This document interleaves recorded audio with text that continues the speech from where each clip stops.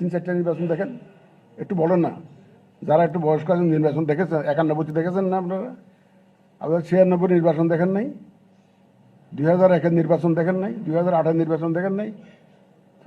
কিন্তু ওই 3টা নির্বাচন কেন হয়েছে এটা আপনারাও বুঝেন, আমরাও বুঝি। বলতে চাচ্ছি না, তো ব্যাখ্যা করতে চাচ্ছি না, আপনারা বুঝবেন। সুতরাং এখন তো সেই পরিস্থিতি নাই, এখন সেই পরিস্থিতি নাই। এখন নির্বাচন কমিশন সম্পূর্ণ স্বাধীন। এখানে কোনো ডানে বামে উপরে নিচে কোথার থেকে কোনো চাপ নেই। আমরা শুধু এখন বিবেকের চাপে আছি, আর কোনো কিছু না। আমরা শুধু বিবেকের চাপে, আইন কানুনের চাপে, শাসনতন্ত্রের চাপে, এই বিধিবিধানের মধ্যে কাজ করার যে একটা প্রেশার সেটুকুর মধ্যে আছে।